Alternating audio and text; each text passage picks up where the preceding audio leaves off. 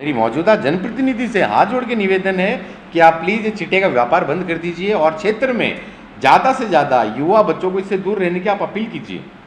Operation clean के तहत 7 quintal, वही बात है कि नशा पकड़ा जाता है नेठाणा में। वो नशा नेठाणा में आया कहाँ से? ही जो मौजूदा जो जनप्रतिनिधि हैं, मौजूदा जनप्रतिनिधि की शय के बिना क्षेत्र में इतना गंदा नशा नहीं बिक सकता है। मौजूदा जनप्रतिनिधि की शय तभी यहाँ पे चिट्टा बिक रहा है। जनता की आवाज, जनता तक न्यूज। नमस्कार, मैं हूं प्रवीण कुमार और आप देख रहे हैं जनता तक न्यूज़। इस वक्त हम मौजूद है बहादरा में और हमारे साथ मौजूद है बहादरा के युवा नेता समाज सेवी बजरंग सहारण। नमस्कार सर। नमस्कार प्रवीण जी, आपको और आपके दर्शकों को। जी, आप कोरोना काल से लगभग काफ़ी सक्रिय दिखाई दे रहे हैं तहसील के अंदर और प्रत्येक मुद्दे को आप गंभीरता से ले रहे हैं। और पिछले कुछ समय पहले आपने आगामी विधानसभा 2023 में हिस्सा लेने की जो घोषणा की है, उसके बाद से आप लगातार जनसंपर्क आपका जारी है, गांव-गांव में आप जा रहे हैं। कैसा रिस्पांस मिल रहा है लोगों को? प्रवीण जी, जैसा कि भी आपने बताया कि कोरोना काल के बाद में कि आप एक्टिव होने का अगर वो कर रहे हैं, परंतु पिछले करीबन 8 साढ़े 8 सालों से, यानी कि सबसे पहले हमने शुरुआत की थी कि बहादरा में जितने कन्या विद्यालय हैं, कन्या विद्यालय में कंप्यूटर एजुकेशन की कि एटलीस्ट इन बच्चियों को, जिन स्कूलों में, जिन कन्या विद्यालयों में कंप्यूटर नहीं थी, कंप्यूटर शिक्षा की अलग जगाते हुए हमने आज से करीबन 7 सवा 7 साढ़े 7 साल पहले बहादरा में एक युवाओं के लिए एक मैराथन दौड़ करवाई थी। उस समय पे मेरा बहादरा से कोई पॉलिटिकल कनेक्शन नहीं था और ना ही कोई पॉलिटिकल डिज़ायर थी या कोई राजनीतिक रूप से ऐसा कुछ कि मेरे को राजनीतिक रूप से आगे ऐसा कुछ करना है। परंतु हाँ, धीरे धीरे क्षेत्र की समस्याओं को देखा। क्षेत्र की समस्याओं में अगर मैं आज तक का सबसे बड़ा संकट बताऊं तो वो कोरोना काल का संकट था जी। कोरोना काल में जब अपने मौजूदा जनप्रतिनिधि और जो पहले के जो जनप्रतिनिधि हैं वो बिल्कुल आराम से घर पे अपना चैन की नींद सो रहे थे और सड़कों पे जो जनता है वो जनता को मरने के लिए छोड़ दिया था। चाहे वो ऑक्सीजन सिलेंडर हो, कंसंट्रेटर हो, बाकी मशीनें हो, डॉक्टर्स हों, ऑनलाइन कंसल्टेशन वगैरह हो, नर्सिंग और पैरामेडिकल स्टाफ वगैरह की जो कमियां हैं, ये बहुत सी ऐसी कमियां रही अपने क्षेत्र के अंदर जिसका खामियाजा मतलब पूरी तहसील ने भुगता है जी। अभी प्रवीण भाई, मेरा मेन ऑब्जेक्टिव, जैसा कि आपने बताया कि हाँ, विधानसभा चुनाव लड़ने की जो घोषणा है, ये घोषणा, हालांकि पिछली बार भी चुनाव लड़ने का हमारा प्लान था, परंतु जिस पार्टी से हम तैयारी कर रहे थे, जिस पार्टी के हम पदाधिकारी थे, हमने पार्टी से डिमांड की, परंतु किसी कारणवश टिकट नहीं मिल पाई। पार्टी का झंडा उठाने के बाद में पार्टी के साथ में वही बात है, पार्टी के खिलाफ चुनाव लड़ना वो आत्मा नहीं मानी और हमने पिछला चुनाव छोड़ा, विधानसभा चुनाव, और हम तन से, मन से और धन से पार्टी के साथ खड़े रहे और पार्टी के लिए पूरा प्रचार प्रसार और जितने वोट थे, जितना हमने डलवा सकते थे, हमने वो वोटिंग परसेंटेज पार्टी के पक्ष में करवाए। सर, आप ग्रामीणों के साथ अभी प्रत्येक मुद्दे को लेकर सक्रिय रहते हैं। चाहे हम बात करें गोगामेड़ी में आपने धरना लगाया मेले को लेकर के, फिर आप रामगढ़ में भी आपने चक्का जाम किया। अब आगे की आपकी क्या रणनीति है? पिछले कुछ समय पहले की हम बात करें तो नेठाणा में बिजली के बिलों को लेकर के मामला सामने आया है, उनके कनेक्शन काट दिए गए। इस मुद्दे पर भी आप थोड़े सक्रिय दिखे, वहाँ पर गिरफ्तारियां भी लोगों की हुई, और इसके बारे में अब आपकी आगे की क्या रणनीति रहेगी? प्रवीण जी, क्या हुआ कि जैसा आपने बताया कि गोगामेड़ी जो पशु मेला था, पशु मेला एक गोगामेड़ी मेरे गांव की सांस्कृतिक विरासत थी। सिर्फ भादरा या नौर या एक जिले का मामला या जिले का एक मसला नहीं था, ये मसला था पूरे राजस्थान का। ऊंट हमारा जो बोलते हैं कि एक राज्य पशु है जी। ऊंट का ये देखें कि बहुत से किसान परिवार, बहुत से जो जमींदार परिवार हैं, आज भी उन घरों में ऊंट, ऊंटनी वगैरह मिलती है और उसी से वो खेती का साधन है जी। अब किसान क्या करता है कि गोगामेड़ी मेले में ही वो अपने घर के लिए एक साधन के रूप में उस ऊंट को लेके आता है, ऊंटनी को, टोड़ी को लेके आता है, और अपना पुराना पशु अगर बेचना चाहे या फिर पशु चेंज करना चाहे या फिर पशु दे के और उसके बदले वो कोई ट्रैक्टर ट्राली या फिर कुछ और चीज़ें अगर लेना चाहें, मेन उद्देश्य ये था कि किसानों को कहीं ना कहीं तंग किया जा रहा था। और एक धरना प्रदर्शन के थ्रू हमने वो ऊँट मेला करीबन पूरा जो 1 महीना जो पूरी जो अवधि थी, उस अवधि तक हमने चलाया वो ऊँट मेला। रही बात रामगढ़ वाले चक्का जाम की, जैसा कि आपने बताया, रामगढ़ का चक्का जाम 40,000 पेटों पे लात मारने का जो काम किया गया था, जो रेगुलेशन, पानी का जो रेगुलेशन था अमर सिंह ब्रांच का, वो रेगुलेशन बिना किसी को कानो कान खबर लगे चेंज कर दी गई थी। मेन समस्या ये हो रही थी उसमें, उस समय पर जब गेहूँ खड़ी थी, कणक जो क्या अगर आपने कणक खड़ी थी, अगर उस समय पर गेहूँ को पानी नहीं मिलता तो सारी की सारी ये पूरे अमर सिंह ब्रांच के नीचे के जो बेल्ट के जो किसान हैं, उन सभी किसानों की पूरी वो फसल नष्ट हो जाती। वो मजबूरन हमें एक चक्का जाम करना पड़ा था। तीसरा, जैसा अभी आपने जिक्र किया बिजली बिल वाला, नेठाना आंदोलन वाला, जब भाई शैलेंद्र की गिरफ्तारी हुई उसके बाद में हमने ग्रामीणों में जो रोष था, हमने गोगामेडी थाने का घेराव किया। गिरफ्तारी देने वहाँ पे करीबन हजारों की संख्या में युवा और बुजुर्ग साथी पहुँचे। जो हमारी मांग थी, आज भी हम उन्हीं मांगों पे यों के त्यों खड़े हैं। और परसों मंगलवार को एसडीएम कार्यालय के सामने एक आक्रोश रैली, एक आक्रोश प्रदर्शन है। और सिर्फ नेठाना से ही नहीं, क्यों जो हमारी जो मांगे रही हैं हमेशा से कि जैसे कि बिजली बिलों की में एक लूट हो रही है, बिजली बिलों में जो स्थायी शुल्क के नाम पे, जो जल के नाम पे, जो परिवहन के नाम पे, जो अन्य शुल्कों के नाम पे, ये जो लूट जो मची हुई है, इस लूट के खिलाफ ये धरना हमारा पिछले करीबन 3 साल से चल रहा था। और अभी मौजूदा हालात में परसों एसडीएम कार्यालय पे 14 तारीख को एक बड़ा कार्यक्रम करने की हमारी योजना है, जिसमें पूरी तहसील से प्लस नौर तहसील की भी काफ़ी अच्छी संख्या में लोग मौजूद रहे। तो सर, नेठाना में ग्रामीणों ने बिल नहीं भरे, इसके कारण उनके कनेक्शन काटे गए, तो ये गलत कहाँ पर मानते हैं आप? मैं बताता हूँ प्रवीण जी, आपको और आपके दर्शकों को बता देना चाहता हूँ, जो कोविड काल में केंद्र और राज्य दोनों सरकारों ने राहत पैकेज की जो घोषणा की, उसमें कहीं भी नहीं जो उपभोक्ता है, जितने भी बिजली के उपभोक्ता, मैं हर उस उपभोक्ता की बात कर रहा हूँ जिसके घर पे एक बल्ब जलता है, जाएंगे घर एक लट्टू से है, उस उपभोक्ता के लिए जो इस बजट में राज्य और केंद्र सरकार के जो 2 बजट रहे कोरोना काल के, कि जी राहत पैकेज की घोषणाएं की गई थी, परंतु कहीं भी राहत नहीं दी गई है। मेन मुख्य मांग यही थी कि जो कोरोना काल का बिल है ये माफ़ किया जाए। अन्य शुल्क जो है, राजस्थान वही बात है कि आसपास के सभी राज्यों को बिजली सप्लाई करता है, राजस्थान वही बात है सौर ऊर्जा से भी बिजली बना रहा है, कोयले से भी बना रहा है, पवन चक्की से भी बना रहा है। हम जिन राज्यों को बिजली दे रहे हैं, उन राज्यों के अंदर वहाँ की सरकार है, यानी कि राजस्थान बेच रहा है और वहाँ की सरकार राहत दे रही है उन लोगों को, परंतु राजस्थान में ये राहत लोगों के पास में अभी तक ऐसी कोई सरकार की तरफ से ऐसी कोई घोषणा नहीं है जिससे राजस्थान के जो बिजली के उपभोक्ता हैं उनको कोई राहत मिले। सर, आप समय समय पर चक्का जाम और हड़ताल करते रहते हैं, चाहे हम बिजली बिलों को लेकर देखें, मणसीसर में देखें फसल बीमे को लेकर, और इससे पहले भी आपने फौज की भर्ती को लेकर ज्ञापन दिए। तो एक चक्का जाम की राजनीति आप कर रहे हैं या वास्तविकता में आप लोगों के हित के लिए आगे आ रहे हैं? अगर आप प्रवीण जी देखेंगे मेरा पूरा हिस्ट्री उठा के पिछले 8 सालों के, 2 बार हमने चक्का जाम किया जी। पहला क्या था, जब 40,000 वही बात है कि पेटों पे लात लग रही थी, जब गेहूं की फसल खड़ी थी और गेहूं की फसल बिल्कुल ख़त्म हो जाती, उस समय पर अगर चक्का जाम नहीं करते, शांति वार्ता से अगर बात करते और वो वार्ता सफल नहीं होती, तो खड़ी कणक जो है वो पूरी की पूरी वो फसल बर्बाद हो जाती। दूसरा चक्का जाम करने का हमारा जो उद्देश्य था, अभी भी जो बागड़ बेल्ट है, बागड़ बेल्ट में बहुत से किसान ऐसे हैं जिन किसानों का बीमा नहीं आया हुआ। 65,000 पॉलिसियाँ नंबर ऑफ एप्लीकेशंस थी 2020-21 की रबी की, 1.5 साल हो गया। काफ़ी बार ज्ञापन दिए हुए हैं, काफ़ी बार प्रशासन से, कृषि विभाग से, बीमा कंपनी से शांति वार्ता या फिर वो क्या करनी है, एक पत्रबाजी जरूर हुई है, परंतु ग्राउंड पे उतारने के लिए इन चीज़ों को वो एक मजबूरी थी हमारी। और उस मजबूरी में आके इससे पहले हमने एसडीएम कार्यालय का घेराव किया 20 तारीख को पिछले महीने, बिल्कुल क्लियर कट हमने हमारी मांगे स्पष्ट की हैं।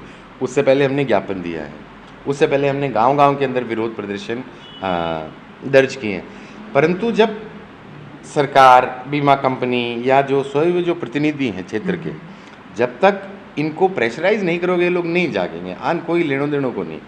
तो वो लास्ट का वो हथियार था चक्का जाम वाला। अब फौज की भर्ती की आप बात कर रहे हो, बहुत सुंदर हमने एक तिरंगा यात्रा निकाली थी। जब हम ज्ञापन देने गए थे, हजारों की संख्या में युवा साथी हाथ में तिरंगा लेके ज्ञापन देने गए थे। वो एक राष्ट्र प्रेम का, वो अपने देश के प्रति जो सेवा भाव है, उस भाव को लेके हम ज्ञापन देने गए। उसके लिए हमने कोई चक्का जाम नहीं किया। देश की आंतरिक सुरक्षा का जब मामला है, देश की आंतरिक सुरक्षा के मामले में हमने कभी कोई प्रोटेस्ट या फिर कोई चक्का जाम वगैरह नहीं किया। कारण क्योंकि वो देश की सुरक्षा से संबंधित है। तो हमने शांतिप्रिय तरीके से फौज की भर्ती जो है पिछले 2 साल से जो रुकी पड़ी है, और बहुत से ऐसे युवा हैं जिनका वो समय चला गया 2 साल, आज वो लोग वेट कर रहे हैं और उनकी एज चली गई है, उम्र जा चुकी है जी। और अभी भी सैकड़ों युवा, अपने क्षेत्र के हजारों युवा ऐसे हैं जिनका सपना है कि फ़ौज की भर्ती देख के और फौज में जाके हम देश सेवा करें। अपना वो बात है, किसान का बेटा ही सरहद पे जाके लड़ता है। मैं खुद, मेरे पिताजी खुद आर्मी से, डिफेंस से, फौज से रिटायर है। मैंने फौज को बहुत नज़दीक से देखा है। तो हर किसी जमींदार या किसान जो बोलते हैं, अपने बच्चों का ज़्यादातर वो बोलते हैं कि लगभग 30 से 40 या 50% बच्चे फौज में जाके देश सेवा करने का सपना देखते हैं। आगामी 2023 में विधानसभा चुनाव होने हैं और आप युवा हैं, नए हैं, अब की बार फर्स्ट आपका चुनाव है, तो क्या कुछ तैयारियां चुनाव को लेकर चल रही हैं? जाहिर सी बात है, आप नए हैं, आपको अपनी पहचान भी पूरी तहसील के अंदर बनानी पड़ेगी, कार्यकर्ता भी बनाने पड़ेंगे, तो किस प्रकार की तैयारियां चल रही हैं? प्रवीण जी देखो, क्या है, मेरा एक सीधा सा क्लियर फंडा है कि जिस तरीके से पहले की जो राजनीति हो रही है, हाँ जी, एक चौधरी पकड़ लिया, इस चौधरी के पीछे 200 वोट है, इस चौधरी के पीछे 250 वोट है। आम जनता के पास हकीकत में अभी तक का यही था कि आम जनता अपने मन से वोट नहीं देती थी। वो गांव में 2 पार्टियां 3 पार्टियां बन गई, वो एक के पीछे पड़ गए और उसी के पीछे जितने उनके एक ग्रामीण स्तर के ऊपर जो राजनीति थी, वही राजनीति, तहसील की राजनीति निर्धारित करती थी। परंतु पिछले कुछ समय से, जब से मैंने मतलब कि भादरा में कदम रखा है, मैंने युवाओं को जागरूक करने का काम किया है। मैंने काम किया है अपने जो किसान साथी हैं, जो माताएं और बहनें हैं, उनको उनके हक की बात रखने का, और एक तरीके से, जैसा कि अपने जो फसल बीमा के लिए अभी जो मलसीसर हमने चक्का जाम लगाया, उसके बाद अभी एक कमेटी बनाई जा रही है। वो कमेटी फसल बीमा संघर्ष समिति के नाम से जो पूरे भादरा के जितने भी बीमा के केसेस हैं, इन केसेस के लिए वो लोग बहुत एक अच्छे तरीके से अपना आगे का सिस्टमेटिक ढंग से काम करें। जिन किसानों का बीमा नहीं आया है, 18 का, 19 का, 20 का, या भविष्य में भी जो ऐसी समस्याएं अगर उत्पन्न हो, उन लोगों के लिए कमेटियां काम करेंगी छोटी छोटी। तो बहुत एक सिस्टम के तरीके से काम कर रहे हैं। और रही बात कार्यकर्ताओं की प्रवीण जी, तो बड़ा अच्छा लगता है जब तहसील में जाते हैं, जब बुजुर्गों का आशीर्वाद मिलता है, जब युवा साथियों का मिलता है, जब गांव में माताएं और बहनें, वही बात है कि दिल से एक आशीष देती हैं कि हाँ जी, एटलीस्ट की कुछ एक नई सोच के साथ में। और हाँ, ये जो पुरानी जो चंदे वाली राजनीति है प्रवीण जी, कि हाँ जी, एक से चंदा ले लिया, दूसरे से चंदा ले लिया, चंदा लेके लोगों के अगर काम करना है, एक तो मेरा क्लियर विजन है कि ये परिपाटी बंद करनी है जी। हम जिस नेता को वोट दे रहे हैं उसको चंदा देने की कोई ज़रूरत नहीं है। इस चीज़ के बिल्कुल खिलाफ हूँ। लोगों के घर बढ़ने से अच्छा है, वही बात है कि मेरे जो किसान साथी देख रहे हैं, आप लोग अपने बच्चों पे वो पैसा लगाओ, उनकी शिक्षा पे लगाओ, उनके कपड़ों पे लगाओ, उनके खेल वगैरह में लगाओ, अपने रिश्तेदारियों में, शादी ब्याह में लगाओ चाहे वो पैसा। तो ये जो कुरीति उठ गई है, एक कुप्रथा उठ गई है जी तहसील में, कि यहाँ जी फलाणों मेरो नेतो है, बोले मैं 51,000 की गट देसी महंगा गा लाऊंगा। ये गलत चीज़ें जो तहसील में उत्पन्न हो रही हैं, इन चीज़ों के खिलाफ भी हमारी लड़ाई है। ऐसी चीज़ें हमेशा तहसील को गर्त में लेके जाएंगी। आप इन नेताओं को एक, मैं तो बोलूँगा कि इन नेताओं को जो ये चंदा दे देगा, आप इनको नेता नहीं, आप इनको भिखारी बना रहे हैं। आप इनको एक कॉन्फिडेंस दे रहे हैं कि हाँ जी, हम चाहे जीते चाहे हारे, परंतु जनता हारने के बाद भी अगर हम ठीक भी नहीं है तो भी बोला जनता इनका घर तो भर देगी। तो ऐसी बहुत सी चीज़ें हैं और कार्यकर्ताओं पे पूर्ण भरोसा है प्रवीण जी। जिस तरीके से आज क्षेत्र में, तहसील में, गांव-गांव में जा रहे हैं, जिस तरीके से हमने जो मांगे उठाई हैं, जो मुद्दे उठाए हैं, पिछले 8 साल में हमने कभी भी किसी के साथ में गलत व्यवहार नहीं किया, कभी भी किसी के साथ में ऐसा कोई काम नहीं किया। बाकी जो नेतागण हैं वो, जैसे हालांकि पूरी तहसील जानती है जी, धरना प्रदर्शन पर बैठ के अंडरग्राउंड सेटिंग मार कर वो अगले दिन अपनी दरी चक लेते हैं जी। तो इस तरीके की राजनीति को दूर भगाने के लिए हमारा भादरा में आना बहुत ज़रूरी है। और युवा जब तक नहीं आएंगे, प्लस किसानों के हक की मांग, ज़्यादातर अपना जो पूरा बेल्ट है वो किसान बेल्ट है जी। कुछ नौकरी पेशा वाले जो लोग हैं या फिर बिजनेस वाले जो युवा साथी जो बाहर गए हैं, कोई कर्मचारी वगैरह हैं, इन लोगों की संख्या कहीं ना कहीं, देखो जी, किसानों की संख्या में कम है तुलना में। अगर हम देखें जो किसान बेल्ट है और ये जो रोजगार कर्मचारी या फिर जो बिज़नेस वगैरह जो कर रहे हैं, इन सब के लिए एक बैलेंस बना के, एक इक्विलिब्रियम बना के, मेरा मोटिव है जो एजुकेशन सिस्टम है इस एजुकेशन को इम्प्रूव करना, इन शिक्षा का जो स्तर है उस शिक्षा के स्तर को बढ़ाना, ज़्यादा से ज़्यादा युवाओं को खेल की तरफ आकर्षित करके आगे तक पहुंचाना। मेरा बहुत बार ऐसा मन में आता है जब हम ओलंपिक्स देखते हैं कि हाँ मेरे भादरा का कोई युवा इधर क्यों नहीं है, तो उसके पीछे कारण यही है कि एक प्लेटफॉर्म जो वो प्लेटफॉर्म नहीं मिला हुआ कभी बच्चों को, तो ऐसे बच्चों को ये प्लेटफॉर्म प्रदान करना। प्लस आज भी हम खाद्य सुरक्षा की बात करें, खाद्य सुरक्षा में तहसील में 50% जो पात्र लोग हैं उन लोगों की कहीं भी एंट्री नहीं है, उन लोगों का नाम खाद्य सुरक्षा में नहीं है।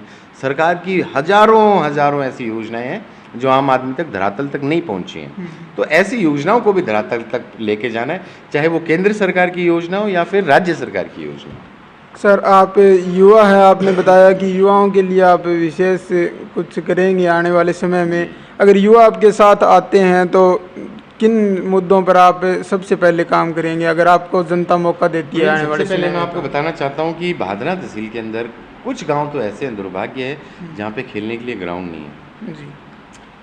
कोई गोचर भूमि पे, कोई वन विभाग की भूमि पे बच्चे अपनी दौड़ की तैयारियां कर रहे हैं।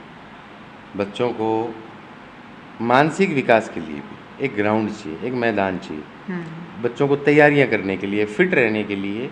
तो सबसे पहले तो जितने ज़्यादा गांव में हो सका उन गांव में सिंथेटिक ट्रैक के साथ में हम ग्राउंड तैयार करें, जितनी ज़्यादा पंचायतों में हो सका। इन बच्चों के लिए स्पेशल एजुकेटर्स लेके आए।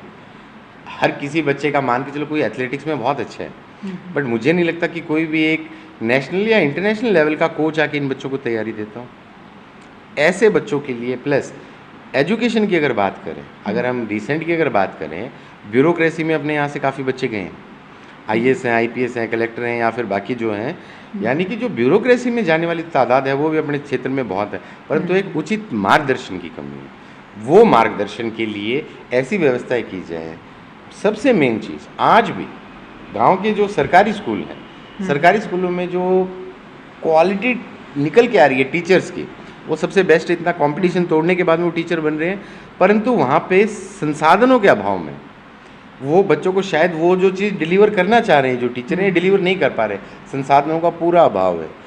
क्षेत्र के अंदर राजनीतिक रूप से टीचर्स को जैसलमेर तक भेज देना, जोधपुर तक भेज देना, कहीं ना कहीं ये शिक्षा के स्तर को नीचे लेके आ रहा है। तो ऐसी चीज़ों को दूर करके और इन बच्चों को एक अच्छा रास्ता दिखा के, चाहे वो कोई भी क्षेत्र, मान के चलो अगर संगीत का भी क्षेत्र है, यदि अगर कोई विद्यार्थी, कोई बच्चा, कोई युवा संगीत के क्षेत्र में, मैं छोटा सा उदाहरण देता हूँ, हमारे भी गोगामेडी गांव से नाथ संप्रदाय का एक बच्चा है, सुनील नाथ की आवाज़ बहुत प्यारी है। हमने उसको एक प्लेटफॉर्म प्रदान किया है, हमने एक बहुत अच्छे स्टूडियो में जाके उसकी आवाज़ को लोगों तक पहुंचाने का काम किया है। तो ऐसी बहुत प्रतिभाएं हैं जिन प्रतिभाओं को आगे लाने की सख्त ज़रूरत है अपने क्षेत्र में, और जिससे हमारे क्षेत्र का नाम सिर्फ भादरा ही नहीं जी, राजस्थान ही नहीं, पूरे देश और विदेश तक गूंजे, मेरी ऐसी मनोकामना है।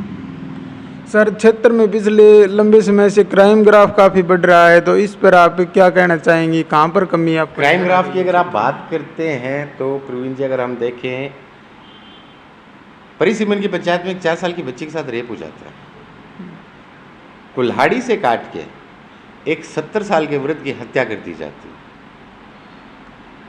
और कानों कान किसी के कानों पे ये बात पहुंचती नहीं है और किसी के कानों पे जूं नहीं रेंग पाती। क्षेत्र में आज भी 7-8 बजे के बाद में भादरा शहर में महिलाओं का निकलना सुरक्षित नहीं है। क्यों? जिस तरीके से मनचले, जिस तरीके से ये दूसरी प्रवृत्ति के लोग, जिस तरीके से क्षेत्र के अंदर धीरे धीरे नशा बढ़ता जा रहा है, जो हरियाणा से चिट्टे वगैरह का जो है, ये प्रवृत्तियां धीरे धीरे क्षेत्र के अंदर क्राइम को बढ़ाती जा रही हैं। अब थोड़े दिन पहले जैसा हमने हरियाणा में देखा था कि एक भतीजे ने ही अपनी चाची का मर्डर कर दिया। किसके लिए? सिर्फ कुछ चिट्टे के नशे के लिए, जो उसको पैसे चाहिए थे, तो उसकी जो तबीजी होया करें, जो तबीजी या चैन होया करें, कि वो तोड़कर सिर्फ चिट्टा का नशा करने के लिए। ऐसी प्रवृत्ति धीरे धीरे अपने बॉर्डर के थ्रू, जो बॉर्डर पे जो अपने गांव लग रहे हैं, बहुत बड़ी संख्या में चिट्टे के मरीज अपने क्षेत्र में आ रहे हैं। और मैं बिल्कुल बता देना चाहता हूँ कि ये जो कारोबार है, ये यहाँ के मौजूदा जनप्रतिनिधियों की शय के बिना नहीं हो सकता है, और मौजूदा जनप्रतिनिधि इनकी शय में ये चिट्टा बिक रहा है। आज चाहे वो नेठाना जैसे गांव हैं, इधर छानी और गांधी, जो बड़े बड़े जो गांव हैं, बड़े बड़े गांव में 100 की संख्या में आज युवा बच्चे इस लत के शिकार हैं।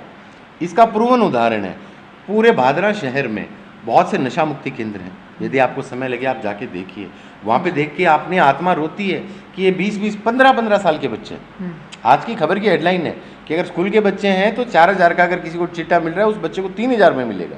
अगर स्कूल के स्टूडेंट्स हैं तो यानी कि कितना दुर्भाग्य है। ठीक है, तो ये हाँ, मेरी मौजूदा जनप्रतिनिधि से हाथ जोड़ के निवेदन है कि आप प्लीज़ ये चिट्टे का व्यापार बंद कर दीजिए और क्षेत्र में ज़्यादा से ज़्यादा युवा बच्चों को इससे दूर रहने की आप अपील कीजिए। ऑपरेशन क्लीन के तहत 7 क्विंटल, वही बात है कि नशा पकड़ा जाता है नेठाणा में। वो नशा नेठाणा में आया कहाँ से? इस चीज़ की अगर पुलिस प्रशासन को और जनप्रतिनिधियों को अगर कोई सूचना नहीं है तो फिर एक सवाल उठता है प्रशासन पे, सवाल उठता है मौजूदा जनप्रतिनिधियों पे कि 7 क्विंटल नशा अगर कोई एक, हालांकि अभी वो पकड़ा गया, कि अगर राजस्थान के नेठाणा गांव के अंदर भादरा तहसील में अगर 7 क्विंटल अगर नशा है तो नशा कहाँ से आया? तो ये काफ़ी सारे सवाल हैं जो जनता के आगे, इन चीज़ों को हम जनता के आगे रखना चाह रहे हैं। बिल्कुल, ये बड़ा सवाल है। प्रशासन के ऊपर ये सवाल, ये निशान खड़ा होता है यहाँ पर कि इतना बड़ा बिना चिट्टा नहीं बिक सकता है। प्रवीण जी, मैं बिल्कुल क्लियर कहता हूँ, जो मौजूदा जनप्रतिनिधि हैं, मौजूदा जनप्रतिनिधि की शय के बिना क्षेत्र में इतना गंदा नशा नहीं बिक सकता है। मौजूदा जनप्रतिनिधि की शय तभी यहाँ पे चिट्टा बिक रहा है जी। तो आपका सीधा निशाना बलवान पुनिया बिल्कुल है जी, बिल्कुल है। अगर उनके राज में, वो राज हैं जी आज के दिन तहसील के, और आज भी तहसील के अंदर अगर बड़ी संख्या के अंदर, मैंने अंबेडकर चौक, ज़्यादा दूर नहीं है, भादरा का हृदय स्थल है जी, खूबराम जी की मूर्ति पे आप खड़े होके लो मार के, बात है चिट्टो बेचनी हो अगर कोई है तो वो बेचते भी है और खरीदते भी है भादरा शहर में। और अगर ये आपको इस चीज़ की अगर भनक नहीं है, बॉर्डर के जो गांव हैं, बॉर्डर के गांव के अंदर बड़ी मात्रा में चिट्टे की सप्लाई हो रही है। इन्हीं के लोग हैं, इन्हीं के कार्यकर्ता है, और इन्हीं के ही कार्यकर्ता तहसील को गर्त में लेके जा रहे हैं। सर, भादरा में पिछले चुनाव की अगर हम बात करें तो 2 टॉप मोस्ट वोटर लेने वाले जनप्रतिनिधि है, पूर्व विधायक संजीव जी बेनीवाल और मौजूदा विधायक कॉमरेड बलवान पुनिया जी। तो आप आगामी विधानसभा में किसके साथ अपनी टक्कर मान के चलते हैं? देखो प्रवीण जी, मैं आपको तहसील में आपके सारे दर्शकों को क्लियर करना चाहता हूँ कि जी ना हमारी टक्कर बलवान पुनिया से है, ना संजीव जी से है, ना डॉक्टर सुरेश जी से है, ना SP सिंह जी से है, किसी से हमारी टक्कर नहीं है। हमारी टक्कर तो उस जनता के लिए जो जनता हर बार ठगी जाती है। जिस जनता के साथ में, जैसा मैंने अभी आपको बताया, खाद्य सुरक्षा के अंदर 50% से ज़्यादा लोग अभी भी नहीं जुड़ पाए हैं। 20,000 के करीबन अभी भी पॉलिसी हैं 2020-21 की, जिनका अभी बीमा नहीं है। आज भी 14 बिरानी गाँव में, प्लस पानी वाला जो बेल्ट है जी, उस बेल्ट में भी लोग आज भी गंदा पानी पीने को मजबूर हैं। हॉस्पिटल में आज अपने गायनी नहीं है।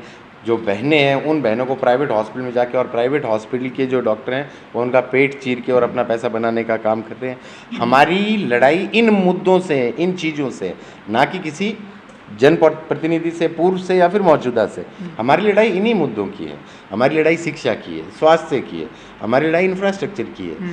अपने भादरा क्षेत्र की अगर हम देखें, सड़कों पे टूटी फूटी सड़कों पे, परसों सिकरौड़ी का एक अपना मेघवाल समाज का SC परिवार का एक बच्चा एक्सपायर हुआ है ऑन द स्पॉट। मैं खुद छोड़ के आया हूँ, अपने हाथों से उसको गाड़ी में बैठा के हॉस्पिटल तक लेके आया हूँ। 2 बच्चे एक्सीडेंट हुए थे। ये टूटी फूटी सड़कें ही इसका कारण है। पता नहीं कितनी माँओं ने अपने लाल खोए हैं इन टूटी फूटी सड़कों पे। तो मेरा किसी से व्यक्तिगत लड़ाई नहीं है, किसी प्रतिनिधि से नहीं है, किसी पार्टी से लड़ाई नहीं है। मेरी लड़ाई है तो ये जनता के मुद्दों की जो लड़ाई है, इन मुद्दों को सॉल्व करना, इन मुद्दों का सॉल्यूशन करना मेरा मेन ऑब्जेक्टिव है।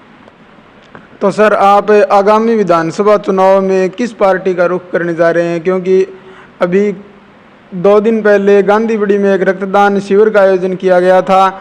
वहाँ पर हरियाणा से कॉमेडियन ख्याली सारण जी, जो कि अभी आम आदमी पार्टी में हैं, वो पहुँचे थे और आप भी वहाँ पर उनके साथ देखे गए थे। तो ऐसे में कयास लगाए जा रहे हैं कि बजरंग सारण आने वाले समय में आम आदमी पार्टी ज्वाइन कर सकता है। इसके बारे में आप? प्रवीण जी, मैं आपको बिल्कुल क्लियर बता देता हूँ। हमारी जो विचारधारा है, मेरी जो विचारधारा है, वो एक डेवलपमेंट की विचारधारा है, ना कि कोई पार्टी की विचारधारा। पार्टी के झंडे उठाने के बाद में हम कहीं ना कहीं दब जाते हैं। ठीक है, अभी कार्यकर्ताओं ने, हमारी टीम ने ऐसा कुछ नहीं सोचा। अभी सिर्फ हम जन समस्याओं को उठा रहे हैं। बात रही ख्याली जी सारण की, ख्याली जी सारण व्यक्तिगत रूप से, पारिवारिक रूप से हमारे बहुत अच्छे मित्र हैं। ठीक, और सिर्फ ख्याली क्यों, चाहे वो आम आदमी को, चाहे बीजेपी को, चाहे कांग्रेस के हो, मित्रता अलग चीज़ है, राजनीतिक विचारधारा है या फिर राजनीतिक सोच एक अलग चीज़ है।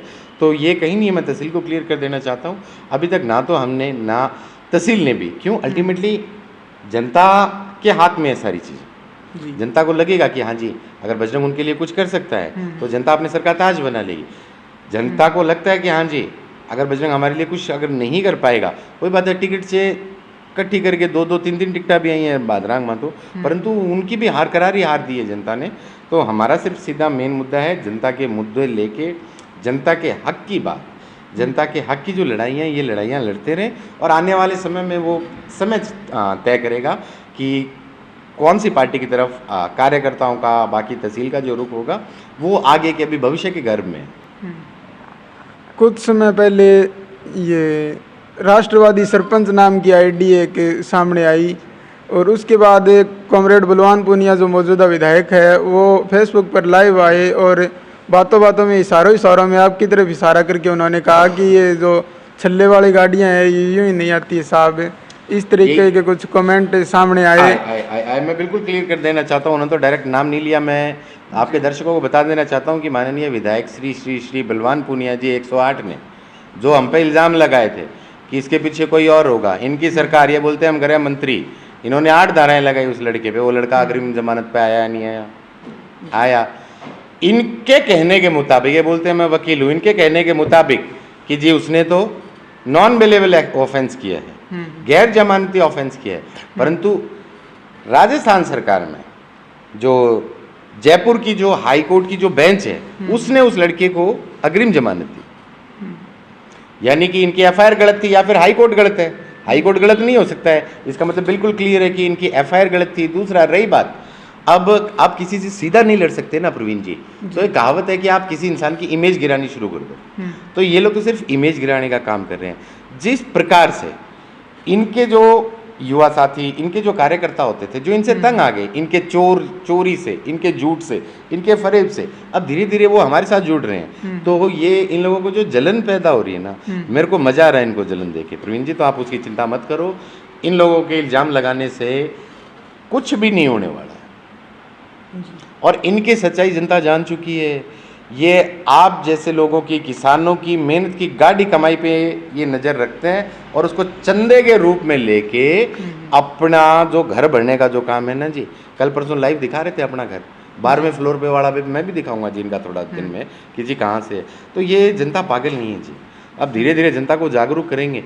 और ये राष्ट्रवादी वाला कोई, मैं तो कोई मामला ही नहीं मानता जी, लोकतंत्र ने अधिकार दिया आपका, आप कुछ भी बोलो, आपको अगर विरोध प्रकट करना है करो। हजारों फर्जी आइडिया चलती हैं जी इनके कार्यकर्ताओं की, परंतु हमने आज तक नहीं बोला, और हम आज भी नहीं बोल रहे। क्यों? हम छोटी बात नहीं करना चाहते जी, हम टुच्ची बात नहीं करना चाहते। ये लोगों का तो इतिहास रहा है टुच्ची बातें करने का जी। विधायक जी ने भी कहा था कि मुद्दों को लेकर तो उनके जो राष्ट्रवादी सरपंच ने मुद्दे उठाए उनको लेकर तो वो भी गंभीरता से नहीं लिए उन्होंने भी, कोई बात है, पर उनका एक लेटर जो मिसयूज किया गया उस पर पूरा मामला बताया जा रहा था। ठीक उसी प्रकार से जैसे चूरन में एक 2000 रुपये का नोट आता है, चूरन में जी 500 रुपये का भी एक नोट आता है, बट वो एक्चुअली में नोट नहीं है।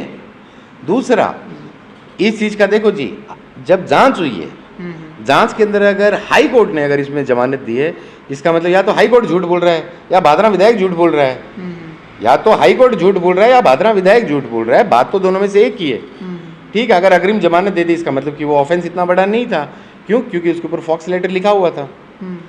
दूसरा, विधायक जी ने एक बात और कही थी अपने लाइव में कि ये जो लोग, ये जो छुपे चेहरे, पता नहीं क्या, वो कहाँ से, पता नहीं गाने बाजे वाला टाइप्स का वो गा के बताया था। तो मैं बिल्कुल क्लियर कर देना चाहता हूँ भादरा विधायक को, जी मैं उस दिन भी लाइव आके बोला था कि अगर बजरंग सारण का 0.1% भी निकलता है तो बजरंग सारण भादरा से राजनीति छोड़ देगा, और अगर जांच में बजरंग सारण नहीं निकलता है तो आप तहसील से लिखित में माफ़ी मांगिए विधायक जी।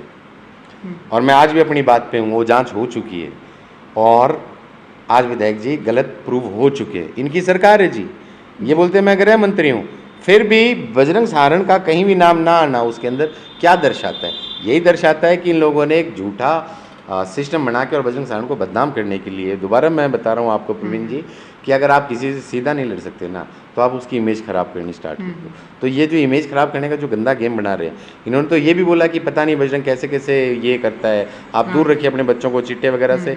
मैं दोबारा कह देना चाहता हूँ तहसीलवासियों आपसे, तहसील के अंदर नशे का अगर सबसे बड़ा व्यापारी है तो आपका जनप्रतिनिधि है। आप बचाइए अपने बच्चों को ऐसे लोगों से। आप इन लोगों को चंदा दे के अपने घर पे नाक पाल रहे हैं। आप लोग ऐसे लोगों को दूर रखिए, पास मत जाने दीजिए अपने युवा बच्चों को। क्यों? अब ये इनकी आंखों से ही पता चल जाता है साहब ये कैसा कैसा नशा करते होंगे। तो सर आप एक प्रोफेशनल बिजनेसमैन है, तो आपको कहाँ पर ज़रूरत पड़ी कि आप राजनीति में आए? समाज, अगर मेरे रहते हुए मैं अपनी आंखों के आगे जी। मैं अपने समाज के साथ, अपने परिवार के साथ, अपनी तहसील के साथ अगर बुरा होता हुआ देख रहा हूँ प्रवीण जी, तो शायद इससे बुरा मेरे लिए कुछ नहीं है। और मैं एक जिंदा इंसान होते हुए ये मेरी जिम्मेवारी है कि मैं अपने लोगों के लिए सोचूं, मैं अपने परिवार के लिए, अपनी तहसील के लिए, अपने लोगों के लिए एटलीस्ट कुछ ना कुछ ऐसा करूं। क्यों? हर युवा जो है, हर युवा शायद आगे निकल कर नहीं आ पाता जी तहसील के भले के लिए। मेरे लिए ठीक है बिजनेस अगर चल रहा था, परंतु छोटी सी ज़िंदगी है प्रवीण जी, छोटी सी ज़िंदगी में हम सिर्फ 2 वक्त की रोटी के लिए अगर लड़ते रहेंगे उससे पार नहीं पड़ेगी।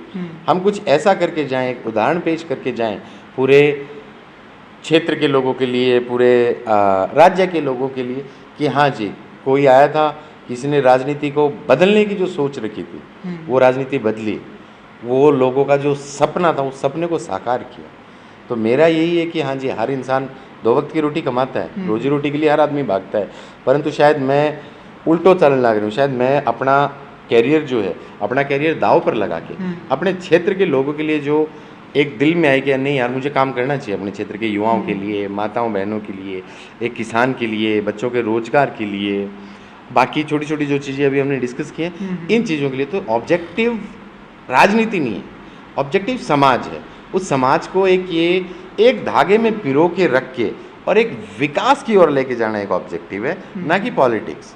तो ये जो सेवा भाव जो हम बोल सकते हैं, ये सेवा भाव कहीं ना कहीं अंदर से ही उत्पन्न होता है जी। तो ये सेवा भाव से करीबन 7-8 साल पहले क्षेत्र में आया था। हालांकि मैं कभी भादरा रहा नहीं हूँ प्रवीण जी, परंतु जब देखा कि मेरे क्षेत्र का युवा जो बहुत टैलेंटेड है, जो बहुत दिमाग से बहुत आगे की दूरदर्शिता की सोच रखता है, दूरदर्शी सोच रखता है, तो क्यों ना हम ऐसे बच्चों को आगे लाने के लिए कुछ ना कुछ करें।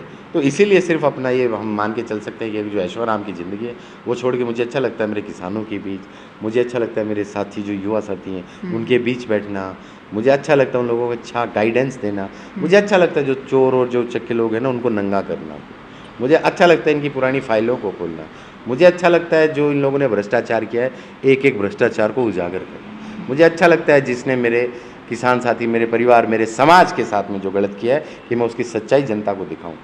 अब जिनको हमने सर पर बैठाया है वो लोगों ने हमारे साथ क्या किया। अंत में आप हमारे दर्शकों को और क्षेत्र की जनता को क्या संदेश देना चाहेंगे? प्रवीण जी मेरा लास्ट संदेश यही है आपके दर्शकों को, तो जी बहुत प्यारा अपना जो क्षेत्र है, जितने भी पत्रकार साथी हैं प्रवीण जैसे, इन सब भाइयों का आप सपोर्ट करें। अब क्षेत्र की जनता से मेरा एक और हाथ जोड़कर अभिनंदन है, एक हाथ जोड़कर मेरी प्रार्थना भी है। आज एक तो ये जो वो जगह नेता है नहीं, नेता ने तो चंदो देनो बंद कर दो। क्यों? अगर राम जे लाख रुपया देगा और शाम 2 लाख रुपया दे दिया नहीं तो ने तो शाम की सुना है वो राम की कौन सुना है। जो शाम 2 लाख रुपया दिए हैं जी वो सारे गांव का 5-7-10 लाख रुपया हेरा फेरी करे वो गलत काम मांग माँ आपके परिवार आनंद रिश्तेदार आनंद पहले तो जोके गो और फिर हम पुलिस प्रशासन आ रहा हूँ बचाओ गो और फिर जन चंदो दियो है वो अपने प्रतिनिधियाँ से मिल के 2 नंबर वो काम करेगो, वो चिट्टो बिकवाओगो, वो दारू बिकवाओगो। तो मेरी यही है कि एक तो नाकान पाड़ो मत जी दूध पे आगे, एक तो चंदो चिट्ठो देना बिल्कुल बंद करो। और जब भी थारा गाँव में आवे चाहे वो मौजूद है या पूर्व जितने जगह प्रतिनिधि हैं आप प्रतिनिधियों बूझो जी अथे फलानी घोषणा करी आज भी बोलिया मैं 1500-2000 रुपया टैंकर गिरान लाग रहा कारण के वेंगो आन वे बात आप पट्टा बागे और एसी कमरे में बैठने खातर तो भेजो को नहीं आन भेजो आप जी अपन पानी मिले पीने खातर अपन पानी मिले अपने खेत के में, परंतु आप एरिया में तो वही बात नहीं है कि आप एक बार घोड़ो तैयार कर दिया बट लगाम छोड़ दिया तो वह लगाम अपने हाथ में साची रखो चाहे कोई भी क्यों ना हो और अपना नेता खुद बनो जी। अपने हक की जो चीज़ है ना वो मांगनी सीखो। और जब अपने गाँव में नहीं कॉलर पकड़ लियो, अब हाँ जी फलानी फलानी घोषणा करी क्यों को नहीं पूरी, जज जागे तहसील वो किन की हो सके, और कोई भी क्यों ना हो, चाहे वो बजरंग सहारण भी क्यों ना हो, अगर बजरंग को अगर कुछ कहे हुए प्रैक्टिकल तरीका हूँ ग्राउंड लेवल के ऊपर जी इम्प्लीमेंट क्यों करो है वो आ चीज़ भी अपन सोचनी है। तो सिर्फ मारी आई थारो निवेदन है थारे दर्शकों आके जका नेता ना आप चुन के भेजा हूँ सवाल बूझनो सीखो आऊँ पूरो कि प्रोग्रेस चाले लाग रही या चीज़ देखो। आज चंदो चिट्ठो बंद कर दो जी, नाग ने दूध ना पियाओ, कोई भी हो पूर्व नेताओं को भी मत दो जी। मेहनत को जो थारो पीसो है थारकंड राखो जी, थारे टाबरा पर लगाओ, थारे टाबरा कापी किताब लिया के दो, पोता पोतियान कापी किताब लिया के दो, पाटेड़ा झोला लेके जाए वहाँ नया झोला दिवाओ जी अपने बच्चा ने, 60 रुपये की कोल्ड ड्रिंक पियाओ नहीं 3 कापी लिया के दो वहाँ बच्चा ने, अंग्रेजी की बाकी और चीज़ आएंगी, खेलना रही आजकल ड्राइंग की जबकि बुकां चालने लग रही हैं, छोटे छोटे बच्चा बहुत राजी होंगे जी। और वह जगह हमारे बच्चा की खुशी है, वह खुशी ये नेता लोग कभी कौन दे सकें जी। तो मेरा सिर्फ वही संदेश है। तो ये थे हमारे साथ भादरा के युवा नेता बजरंग सहारण। आपको इनके विचार कैसे लगे कमेंट बॉक्स में ज़रूर बताएं। अगर आप हमारा ये वीडियो यूट्यूब पर देख रहे हैं तो हमारे चैनल को सब्सक्राइब करें और हमें फेसबुक पर भी फॉलो ज़रूर करें। धन्यवाद।